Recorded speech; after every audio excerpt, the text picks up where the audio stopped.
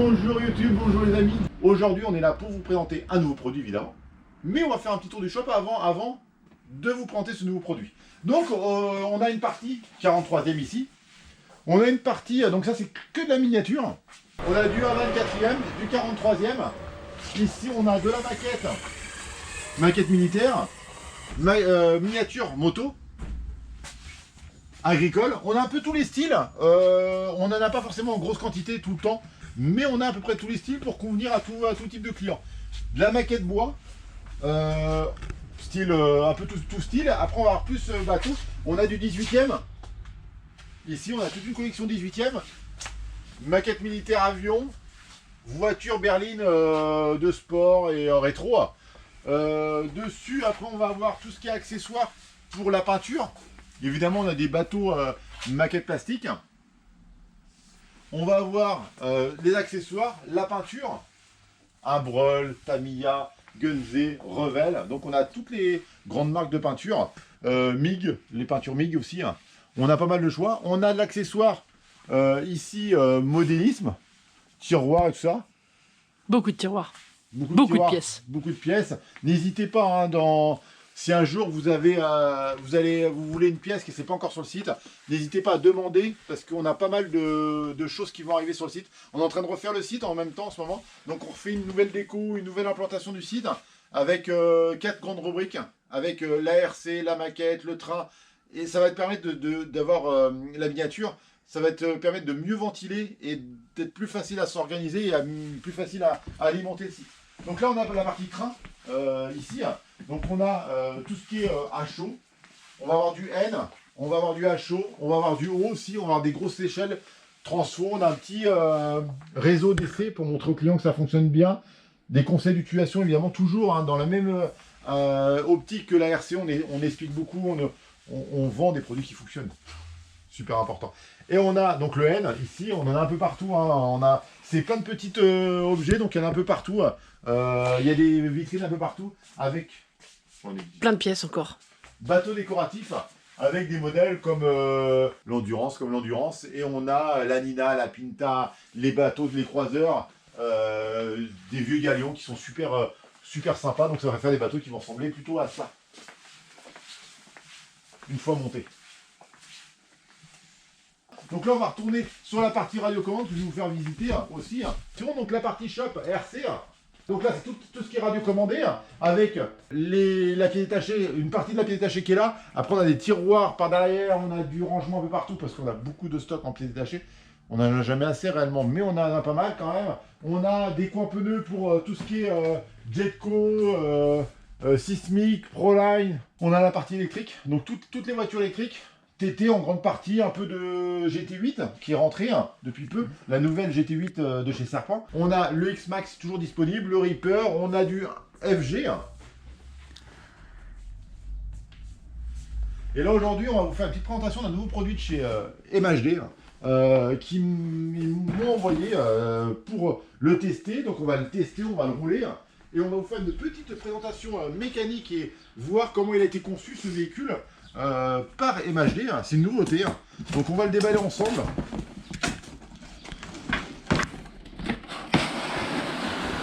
Hop là. Donc c'est une voiture type Mad Max. Donc le nouveau Interceptor de chez MHD. Donc c'est un véhicule qui ressemble un peu à un style de short course. Là on a un gros véhicule style Mad Max avec le V8 qui dépasse de la carrosserie. Donc ça lui donne un look assez sympa. Là, il y a une déco poussiéreuse vieillie et il y a une déco noire brillante. Donc il y a les deux décos avec le petit, les gros pneus. Alors par contre ils ont mis des gros pneus avec une très grande largeur. Donc on va ouvrir la voiture pour voir à quoi ressemble de l'intérieur. Donc c'est une base de short course. Donc on a un châssis baignoire de short course. On a un carénage qui a été bien conçu. On n'a pas l'impression que, enfin honnêtement au niveau visuel, on n'a pas l'impression que la poussière doit passer facile. Ça a l'air d'être vraiment étanche. Donc au niveau des graviers sur le Kansas, on avait des petits graviers qui arrivaient à passer quand même. Que là j'ai l'impression qu'on doit vraiment un truc étanche. On a une protection de cardan centrale. On a bien toujours notre contrôleur waterproof de chez Hobby. Donc là, on est toujours sur la super fiabilité là-dessus. On a un boîtier étanche avec un petit joint silicone pour la partie récepteur. Radio volant comme d'habitude. En pas inversé pour les réglages, pour pouvoir... alors c'est sur une base de Kansas en fait. Donc mécaniquement, c'est relativement très fiable. On va le tester. Je vois que le pignon moteur qui était le point négatif du Kansas, qui était en laiton, il a été passé en acier. Donc en fait, il va plus se déformer en roulant. Donc il va rester bien stable. Et ça, c'est une super nouvelle parce que ça, c'était le point négatif de la voiture d'avant. Après, tout le reste de la voiture, toute la transmission, c'est la même chose qu'avant. Du Kansas. Simplement, on a un beau châssis baignoire, tout en PVC avec un renfort métal avant et arrière.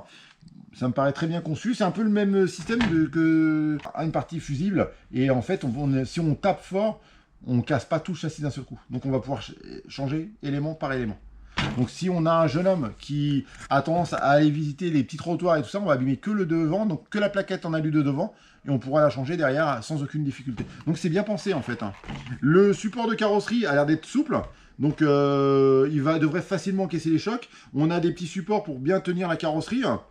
Le système est relativement bien conçu. On a le petit bouton on-off, le setup pour le contrôleur. On a une radio à volant. Alors c'est la nouvelle radio. Alors c'est une nouvelle radio que je connais pas. C'est la MHD C4. La MHD C4. MHD C4. Petite déco carbone qui lui donne un look sympa. Le petit point négatif, c'est qu'on repasse la pile. Toutes les radios MHD depuis le début étaient passées en accu. Moi j'étais super fan.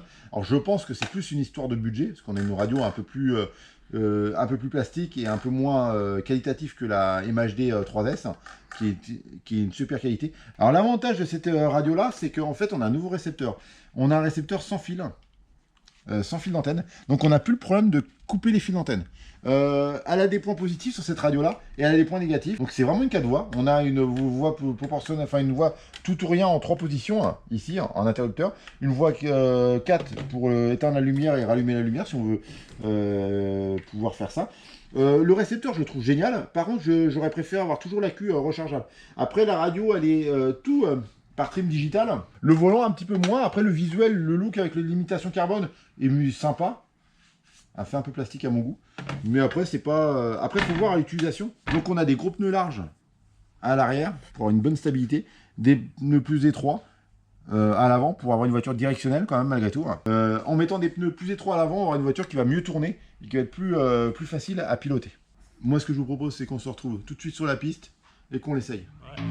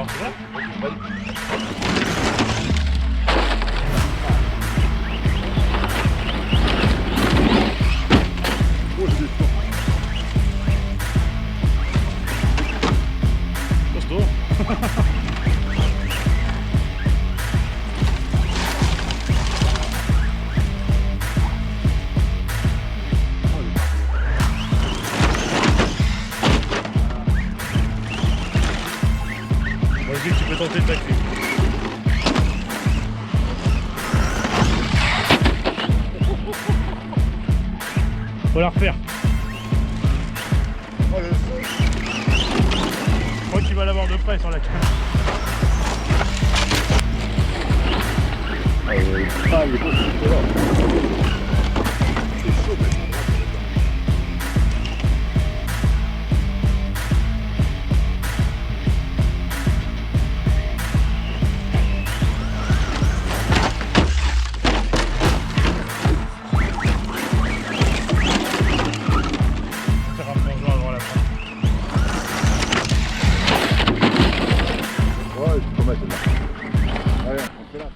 Donc nous voilà à la fin de la vidéo.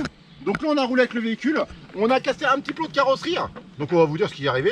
Va falloir prendre une petite pause pour enlever le deuxième clip de carrosserie de l'autre côté. Parce que comme il ne reste plus qu'un seul, du coup, sur toute la vidéo, on a cassé un plot de carrosserie. Je vous promets, un roman, c'est la vérité. Ouais, c'est vrai. C'est la vérité. La voiture, je pensais avec la garde au sol, la carrosserie, on l'a mis dans des conditions extrêmes, on est sur de l'ardoise. Dans la vidéo, vous avez dû entendre plusieurs fois la carrosserie frottée au sol. On l'a entendu avec, avec Romain qui filme. Plusieurs fois, on s'est dit, oh, ça va coincer, ça va pas passer. Elle passe partout la voiture, c'est bluffant, bluffant, bluffant. La voiture est fiable, la carrosserie est hyper solide parce que depuis le début, on lui a fait tout et n'importe quoi, des grosses cascades. Et évidemment, il y en a eu plein. C'est pas une vraie voiture de bâcheur avec la carrosserie d'origine. Je pense qu'on peut pas vraiment faire du bâche.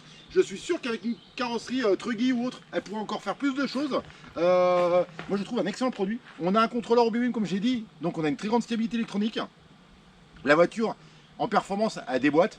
Moi, je trouve que c'est un produit super fiable, super performant.